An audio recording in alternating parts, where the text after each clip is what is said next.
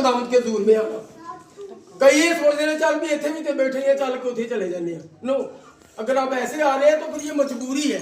मजबूरी में खुदा आपको बरकत नहीं देता। मैं आपको सच कह रहा हूँ, जो खुशी से देता है खुदा उसको बरकत देता है।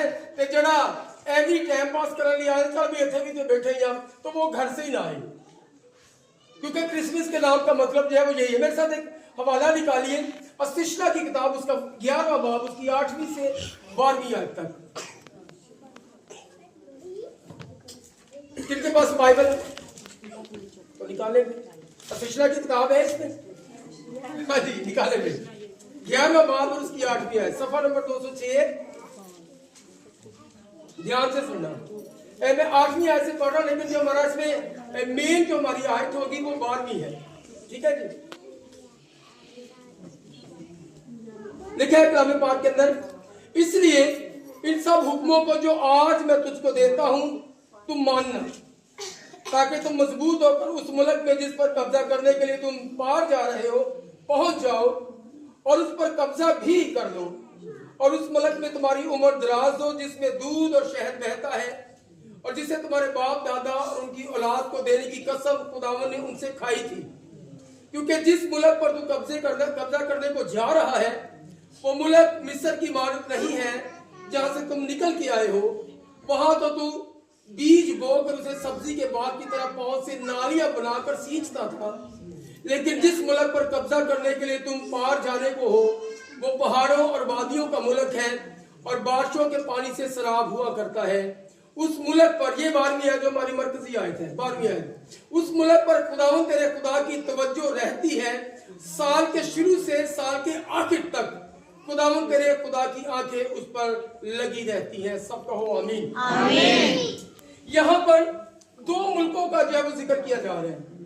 कलाम पाक के अंदर ये लिखा है, इन दोनों चीजों के अंदर जो है वो मुमासलत ये है कि कलाम पाक में बताता है कि जो बनी इस्राइल लोग थे वो मिस्र के अंदर थे, और मिस्र के अंदर जो लोग थे कलाम पाक के अंदर लिखा है कि वो तुम अपने पैरों से नालियां बनाते थे, मतलब निगारियां जो खेत के अंदर आपको नजर आती है।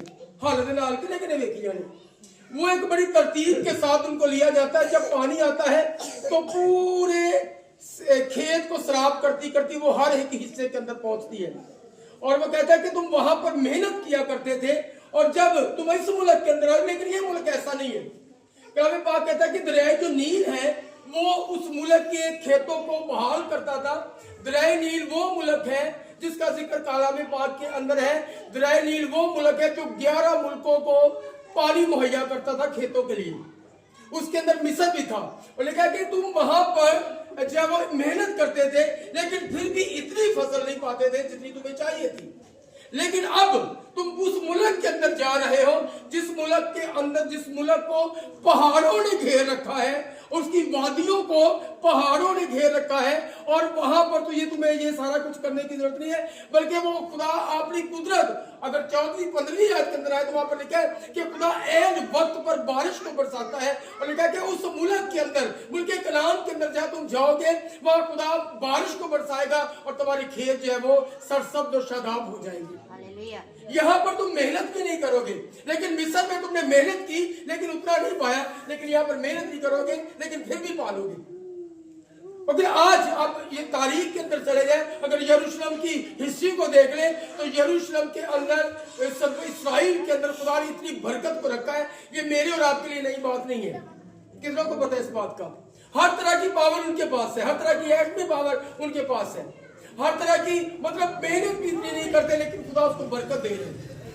अब वो तो मिस्र से निकल कर कनान के अंदर जाए, लेकिन यहाँ से अब हमारा क्या ताल्लुक है उस बात से?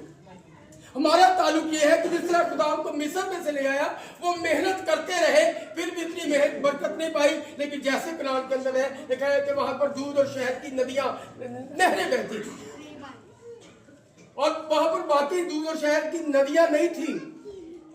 ये मैं आपको सच कह रहा हूं, नदियां नहीं थी।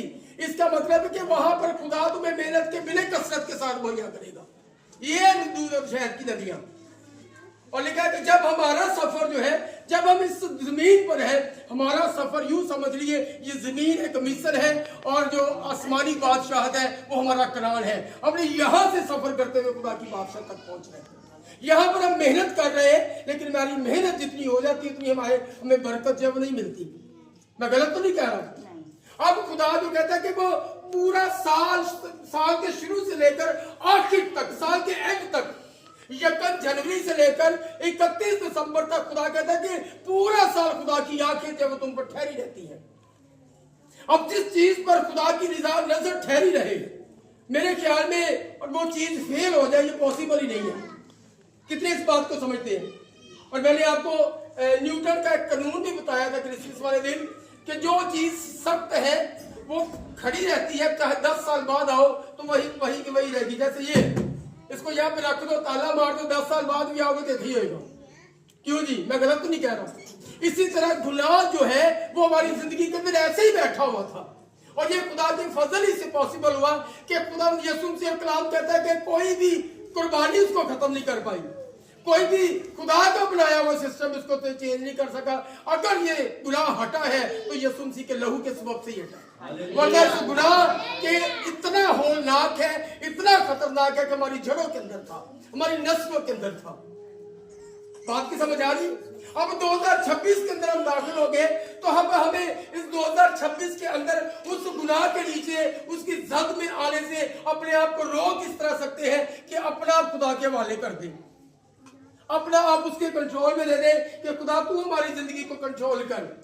2025 के अंदर हमने बड़ी तरक्कियां देखी हैं, 2025 के अंदर हमने नाकामियां देखी है, 2025 के अंदर बीमारियों से हमारा मुकाबला होता है, 2025 के अंदर हमने रिश्तों के अंदर बड़ी गड़बड़ियां हुई हैं। अब खुदा नहीं चाहता कि जमीन में हमने सारा कुछ कर लिया, 2025 के अंदर सारा कुछ हमने सह लिया, और वो नहीं चाहता कि हम 2026 के अंदर भी इस बात को सह। हमें रिश्तेदारों की तरफ से बहुत से जब ऐसी बातें फेस करना पड़ी है जो हमारी बर्दाश्त से बाहर है। मैं गलत तो नहीं कह रहा हूं।